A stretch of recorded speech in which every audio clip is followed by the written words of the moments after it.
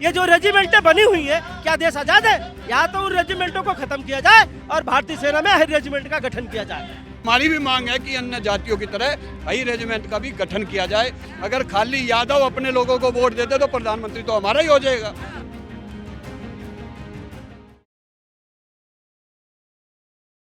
नमस्कार, आप देख रहे हैं सौगन टीवी। मैं हूं आपके साथ आशा शर्मा और इस वक्त जंतर मंतर में मैं मौजूद हूं, जहां पे अखिल भारतीय यदुवंशी महासभा यानी कि यादवों का एक प्रोटेस्ट जो है वो चल रहा है।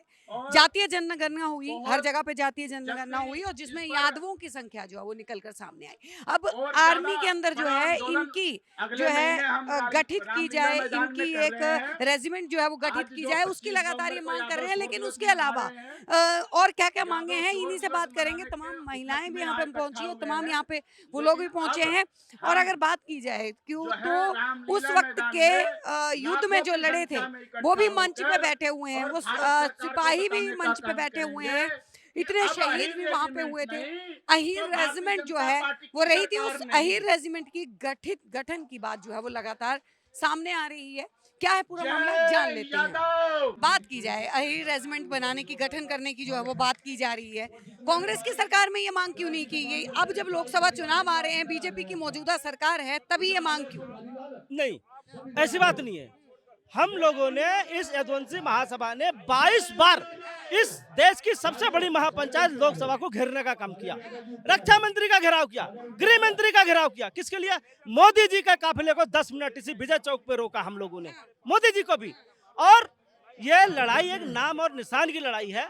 अगर जातिकरण, राजनीतिकरण के बाद अगर जातिकरण कहीं भी हो रहा है तो सबसे ज्यादा सेना के अंदर है। कैसे? जैसे राजपूत रेजिमेंट है, महार रेजिमेंट है, राजपूत राइफल्स है, सिख रेजिमेंट है, महार रेजिमेंट है, बहुत सारी रेजिमेंट है। लेकिन जब शहादत की बात आती है तो सबसे ज्यादा शहादत हमारे वीर सपूत अहिर बच्चों ने दिया है। देश की महानतम 9 लड़ाइयों में सबसे बड़ी लड़ाई अगर वो मानी गई 18 नवंबर 1962 चुशूल। आज चुशूल अगर हिंदुस्तान के नक्शे में है तो 114 वीर अहिर के बच्चों की वजह से है, जिसमें से आज भी 2 अहिर वीर सपूतों के बच्चे कैप्टन रामचंद्र यादव जी इस मंच पर उपस्थित हैं।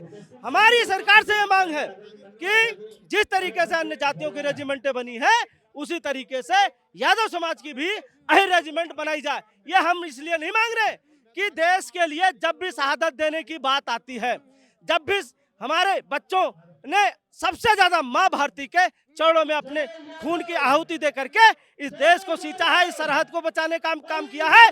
1962 रणजंगला में 114 वीर अहिरों ने 1300 चाइनीजों को मार गिराया। और चुशूल की पहाड़ियों आज जो हिंदुस्तान के नक्शे में है वो वीर सपूतों की वजह से है। लेकिन क्या इतना काफी नहीं है कि बाहर सा है? मतलब अहिर रेजिमेंट का गठन अलग से करना, ये कैसे? देखो, हमारी जो है अंग्रेजों के टाइम में हमारी रेजिमेंटें थी जो यादव रेजिमेंट थी, लेकिन सिर्फ एक बैच की है, ये कह रही नहीं, लेकिन हुआ क्या उसमें कि हमारे वीर सपूत अहिरों ने बगावत कर दी अंग्रेजों के खिलाफ। तो अंग्रेजों ने हमारी रेजिमेंट को उसी समय तोड़ दिया। जो समाज के लोगों ने उनकी चापलूसी करी, चाटुकारिता करी, उनकी रेजिमेंट आज बरकरार है। क्या एक बात बताइए, ये जितनी भी रेजिमेंट है, गवर्नमेंट ये कहती है कि नई रेजिमेंटों का निर्माण नहीं होगा, लेकिन मैं कहना चाहता हूं कि देश आजाद होने के बाद ये जो रेजिमेंटें बनी हुई है, क्या देश आजाद है? या तो उन रेजिमेंटों को खत्म किया जाए और भारतीय सेना में अहिर रेजिमेंट का गठन किया जाए। लगातार अब यादवों की क्या मांग जो है वो सामने आ रही है? देखिए, आज जो 18 नवंबर 1962 को भारत चाइना का युद्ध हुआ था और उस युद्ध के अंदर एक टुकड़ी थी 13 कमाऊ रेजिमेंट की, जिसमें 124 वीर अहिर थे और वो सारे अहिर थे। और उस समय सरकार ने आदेश दे दिया हम इनसे नहीं लड़ सकते, लेकिन उस समय उस टुकड़ी ने कहा कि हम भगवान श्री कृष्ण के वंशज हैं, अहिर हैं, मरेंगे या मारेंगे पर सीमा से नहीं हटेंगे। और ऐसी विश्व की महानतम लड़ाई हुई। 114 वीर अहिरों ने 1700 चाइनीज को मारा, युद्ध विराम करने पर मजबूर किया और जम्मू और कश्मीर को बचाया। और ये वीर अहिर धाम जो आप देख रहे हो, 0 किलोमीटर का मतलब है जब भारत की सीमा खत्म हो जाती है, चाइना की शुरू हो जाती है, तो उसको कहते हैं 0 धाम। तो ये उस बॉर्डर पर ही लड़ाई हुई थी और उस लड़ाई में जीते जागते कैप्टन रामचंद्र यादव उस युद्ध के वो बैठे हुए आपके सामने, वो भी आज मुख्य अतिथि यहाँ पर है। तो हमारी मांग है ज्ञापन के माध्यम से डिफेंस मंत्री और प्रधानमंत्री को कि अन्य जातियों की रेजिमेंटें बनी हुई है, सिख, जाट, गोरखा, मराठा, नागा, महार और क्षेत्र और धर्म के नाम पर भी बनी हुई है, उनका भी बलिदान है, शहादत है। लेकिन हमारे पास सबसे ज़्यादा वीर पदक है, सबसे ज़्यादा शहादत बलिदान यादव समाज का।